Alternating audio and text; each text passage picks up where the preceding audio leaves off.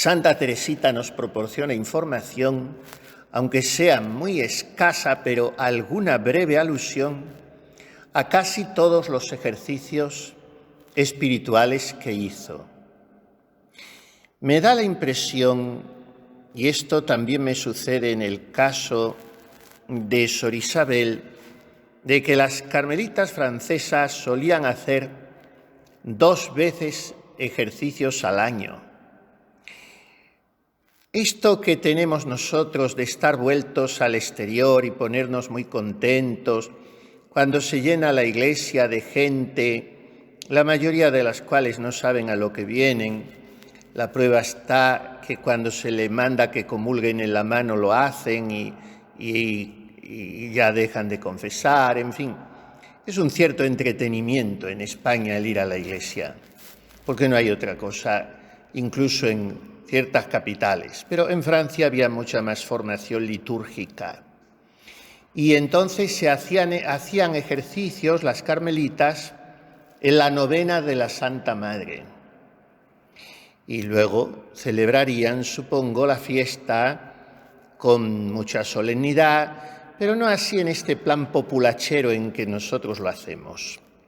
Creo que incluso favoreciendo indirectamente, a veces, la profanación de los templos por cómo se entra en ellos vestidos, en fin.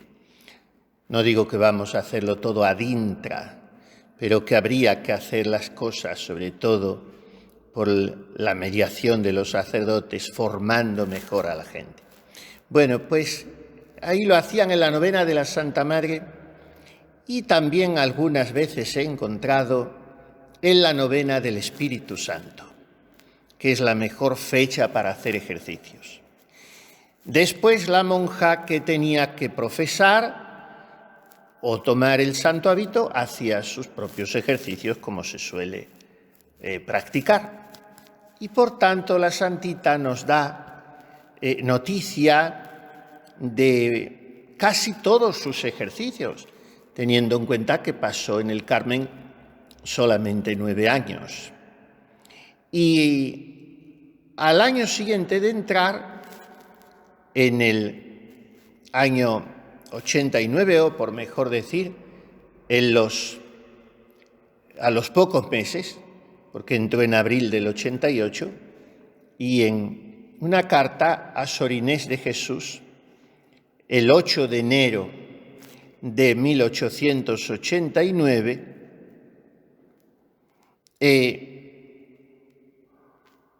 le dice: creo que el trabajo de Jesús durante estos ejercicios ha consistido en despegarme de todo lo que no es Él mismo.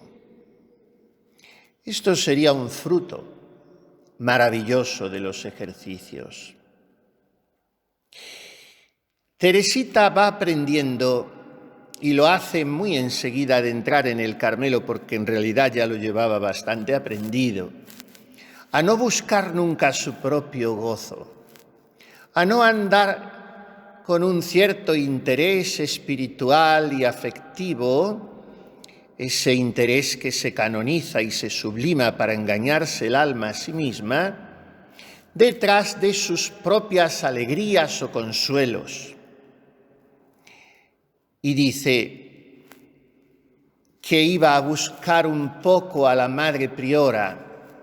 Imaginemos una chiquilla de 16 años, acaba de cumplirlos 6 días antes de escribir esta carta, porque los hacía el 2 de enero. Y tiene la ilusión de ser recibida por la prelada, de tener alguna palabrita de ella, y dice: en la celda de nuestra madre, y esa nuestra madre era la Madre María de Gonzaga, pero Teresita la quiso mucho. Fue quizá la única o de las pocas en la comunidad que la quiso sinceramente, no interesada o sensiblemente, como a veces se busca al superior, sino sobrenaturalmente. Porque la Madre Gonzaga no es que fuese muy amable en cuanto a su físico ni a su carácter, Eso sí, era una persona muy inteligente, muy buena gestora, muy observante, pero muy desequilibrada también y muy extremista. Y Teresita supo desde el principio, con un sano realismo, comprender la comunidad en la que estaba, nada fácil, nada dotada humanamente, sacando sus propias hermanas y su prima. Por eso hablaban las demás, no sin cierta envidia, del clan de las Martín. Y Teresita supo comprender eso. Y conociendo la realidad, porque tenía una inteligencia privilegiada, pero amó realmente a su priora y no se buscó nunca a sí misma en su priora. Es inimaginable que haya en el corazón de Teresita celotipias, exclusivismos. No. Y cuando era tan jovencita, sin ningún consuelo humano, va de vez en cuando, supongo que en los momentos en que la llaman o la maestra se lo indica, a la celda de la madre priora y dice: en la celda de nuestra madre me veo continuamente interrumpida. Claro, porque lo que pasa en las celdas de las prioras, iban las otras monjas incesantemente y la pobre niña no podía ni romper a hablar. Me veo constantemente interrumpida y luego, cuando tengo un momento, no puedo decirle lo que pasa en mi interior. Me voy sin alegría después de haber entrado sin alegría. Y añade: creo que el trabajo de Jesús durante estos ejercicios ha consistido en despegarme de todo lo que no es Él mismo. En definitiva, este es el fin de los ejercicios. Por eso tenemos que repetirlos. Si estuvieran bien hechos, pues nada hay más alto y más grande que la Santa Misa y la comunión, y la repetimos todos los días. ¿Por qué? Porque por parte de Jesús no queda. En Él es un sacrificio perfecto, pero por parte de mis disposiciones al asistir a esa renovación del Calvario y al recibir la víctima inmolada en mi pecho, claro que queda mucho, y por eso tengo que repetirlo. Pues un poco así sucede con los ejercicios. Hay que repetirlos en pequeño en el día mensual de retiro y en el año, pues tantas veces en la vida. Para recordar esto, solo Dios basta. Para traer a nuestra consideración y hacer objeto de nuestro trabajo ascético aquellas palabras de Santa Gema Galgani: de Jesús, solo quiero a Jesús. Y este es el trabajo que quiere hacer Jesús en nuestra alma en estos días. Despegarme de todo lo que no es Él mismo. Y sigue diciendo asombrosamente esta muchacha de 16 años recién cumplidos. Algo que no nos atreveríamos a decir porque ni se nos ocurre pensar siquiera a nosotros. Si supieras qué grande es mi alegría por no haber tenido ninguna en complacer a Jesús. ¿Saben por qué nuestro amor a Jesús no es tan verdadero, transformante, abrasador como debería serlo? Porque proyectamos en nuestra relación con Él la que tenemos con las criaturas. ¿Y qué hacemos con las criaturas muchas veces? Seamos tan sinceros como hemos de ser en unos ejercicios espirituales. ¿Qué hacemos? Usarlas egoísticamente para nuestro propio provecho. De manera que solemos decir que queremos mucho a alguien cuando en realidad en ese alguien nos estamos queriendo a nosotros mismos. Estoy buscando mi consuelo, mi desahogo, ser aceptado, ser aplaudido, ser considerado, ser querido. Todo lo contrario de lo que pide el santo cardenal Merry del Val en sus letanías de la humildad. Eso lo busco en los otros.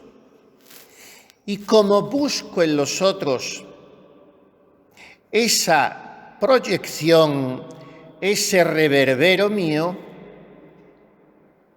entonces yo tengo que saborear mi propia alegría al amar y ser amado, porque no es un movimiento completamente gratuito, desposeído, oblativo, desinteresado, entregado, sacrificado, olvidado de mí, sino que es un movimiento sensual, egoísta, ambicioso, y esto lo proyecto en Jesús.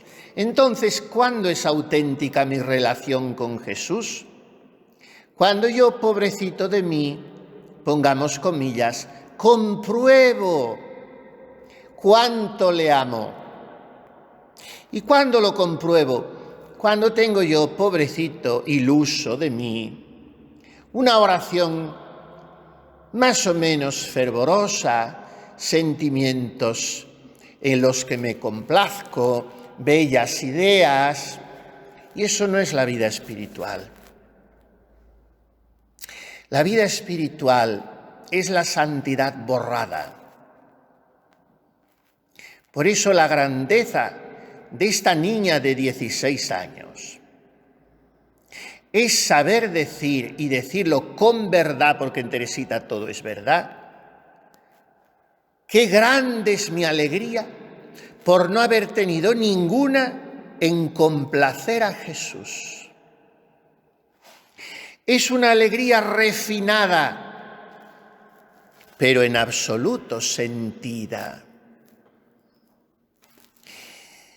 Si yo ando detrás de sentir mi propia alegría, no estoy buscando la alegría de la persona amada.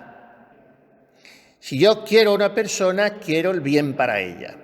Y el bien para ella es la libertad. Es no sentirse presionado.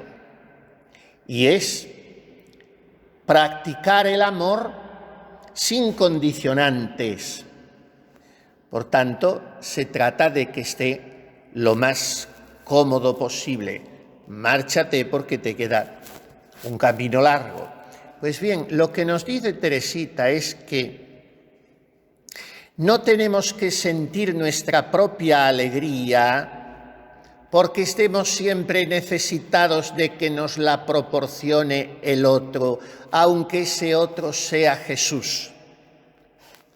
Jesús sí nos proporcionará la alegría cuando nosotros no se la exijamos como recompensa comercial de nuestra relación con Él. Es una alegría refinada, pero en absoluto sentida. Por tanto, ahí tenemos un fruto de los ejercicios. Dejar a Jesús que trabaje en mí para despegarme de todo lo que no es Él mismo. Y decirle incluso, aunque me dejes solo contigo, hazlo si quieres, Jesús mío, de manera que ni yo me entere de que estás. Renuncio también a ese consuelo. Ya me los darás todos por junto. Como decimos, es el fruto de los ejercicios de Teresita, postulante en 1889. Un poco más tarde, vuelve a referirse a los ejercicios espirituales.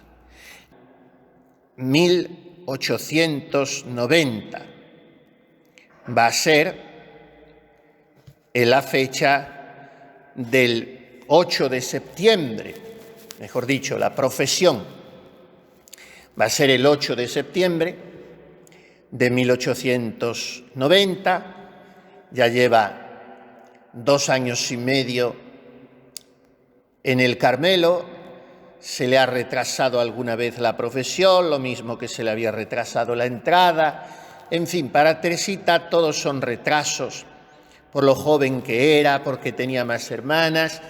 En el Carmelo, incluso después de profesar, como sabemos, no será nunca capitular, nunca tendrá voz ni voto, como monja en el Carmelo de Lisieux, y será maestra de novicias sin serlo, porque tampoco tendrá nombramiento.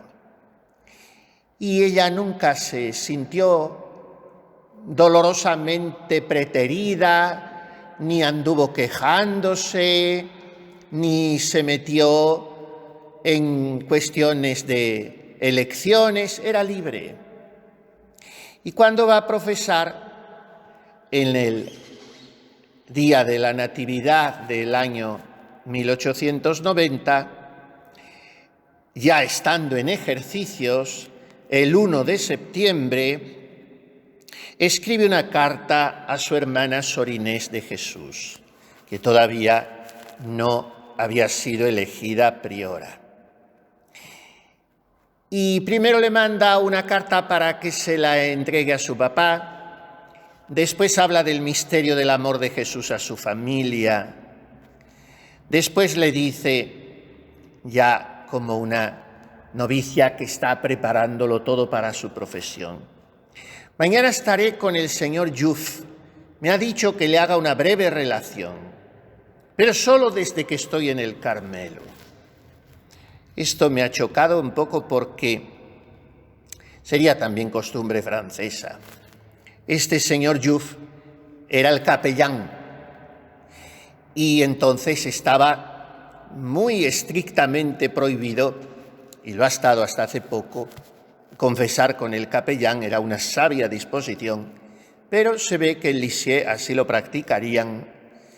Y este señor Yuff le había pedido que le pusiera por escrito un poco una cierta confesión general, pero solo desde que estaba en el Carmelo.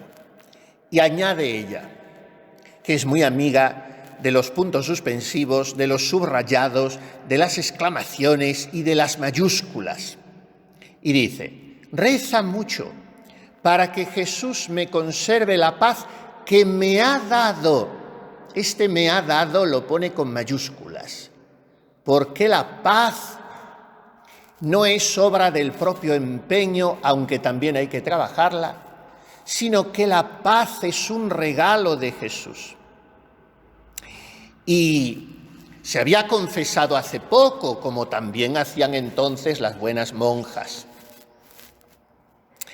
Es que había una serie de costumbres que estaban incluso en las leyes. Lo mismo esto de no confesar con los capellanes, estaba confesar cada semana. Y la que no iba a confesar tenía que ir a recibir la bendición. O sea que por el confesonario tenía que pasar, porque la conciencia es sagrada, no se puede forzar. Y entonces la monja podía decir: o yo no quiero confesar, o no estoy en disposición. Bueno, pero pasaba por el confesonario. Padre, deme su bendición. Se marchaba. Y entonces Teresita se había confesado hacía muy pocos días. Y dice: me sentí muy feliz al recibir la absolución el sábado. Claro, como toda buena monja y toda alma espiritual, recibir la absolución es un regalo, es una liberación, es un abrazo de misericordia del corazón de Jesús. Lo dice la fórmula de la absolución: el Señor te conceda aumento de gracia y premio de vida eterna. No solamente es el perdón de los pecados, es aumento de gracia. Yo te concedo, dice el confesor, por el ministerio de la Iglesia, el perdón y la paz. ¡Qué maravilla la absolución! El perdón y la paz. Y yo te absuelvo de tus pecados, o sea, te desato. Tenemos que profundizar en lo que es la confesión. No es ir a algo enojoso, pesado, que toca otra vez, ni es ir tampoco a hablar allí con un hombre. Es ir a recibir el abrazo de misericordia de Dios. Tengo muy mal hecho el examen, no importa. Hágalo usted lo mejor posible, pero no importa. Trae usted un corazón contrito y humillado. Viene llorando lágrimas de sangre por sus culpas. Aunque haga solo una semana, ¿le parece poco una semana ofendiendo al Señor sabiendo que el justo cae 7 veces al día? Una semana es mucho. Los santos se confesaban cada día. Pero como enseña la Santa Madre, confesarse brevemente y concluir, lo dice la Santa Madre, porque sabe que en todo nos podemos enredar y profanar un poco el sacramento. Pero la confesión es el abrazo de misericordia de Jesús en un marco sacramental medido. Algún día puede requerir la ocasión que tengan que emplearse más tiempo, más palabras. Sí, pero fíjense el hijo pródigo. Padre, he pecado contra el cielo y contra ti. No merezco llamarme hijo tuyo. Trátame como uno de tus jornaleros. Suficiente. Fíjense el buen ladrón. Señor, acuérdate de mí cuando llegues a tu reino. Suficiente. Y Zaqueo, Señor, si la mitad de lo que tengo se la doy a los pobres y si alguien he estafado 4 veces más. Suficiente. La mujer adúltera que va a ser lapidada, esa ni habla siquiera. Nadie te ha condenado, ninguno, Señor. Pues yo tampoco. Vete y no quieras pecar más. La otra pecadora que había en la ciudad entra en el banquete donde está Jesús, le unge los pies con el ungüento perfumado y los baña con sus lágrimas y los seca con sus cabellos. No habla más. No aturden con sus historietas, no. Saben todos que son pecadores. Lo demuestran, lo manifiestan, lo hacen ver, expresan su contrición, como conviene expresarla en la confesión antes de recibir la absolución. Si es que el sacerdote no invita a ello, Padre, permítame que exprese mi contrición. Miserere mei Deus. Señor, tú lo sabes todo, tú sabes que te amo.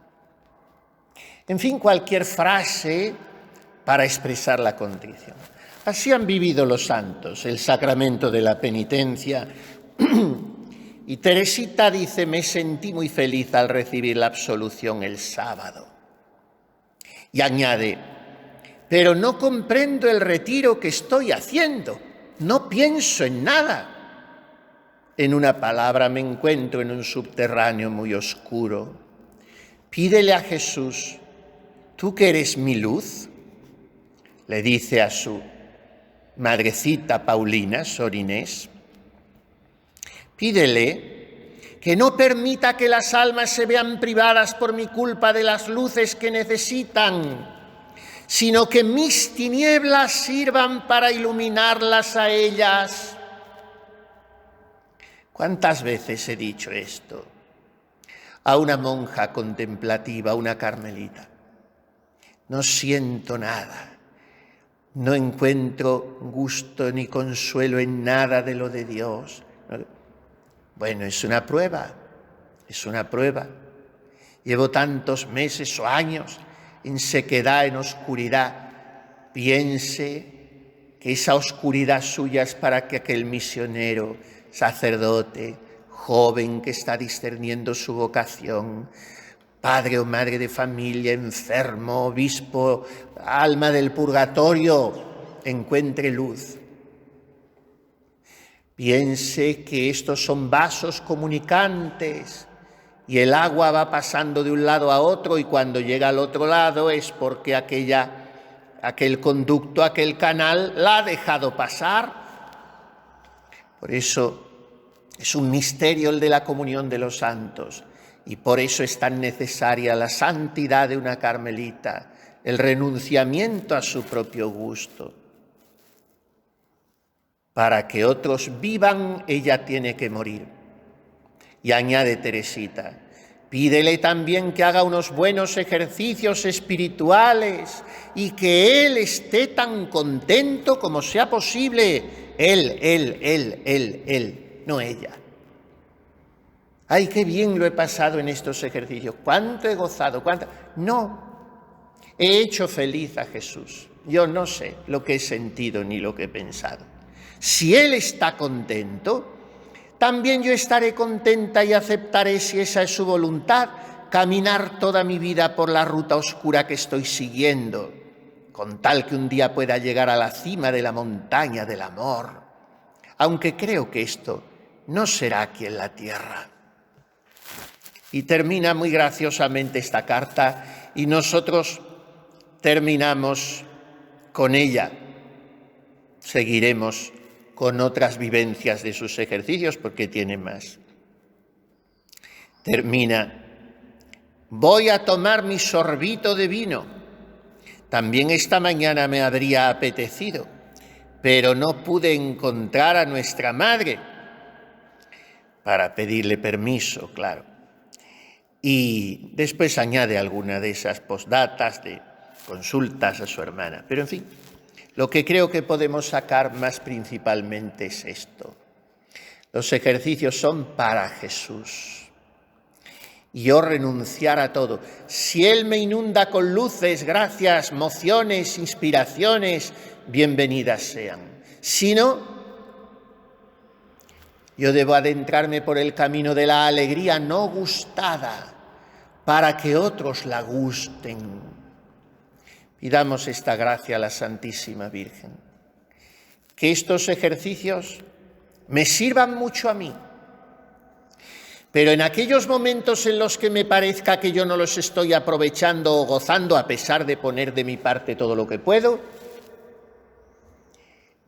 tenga el íntimo consuelo de saber que le están sirviendo a otras muchas almas por las que yo estoy aquí.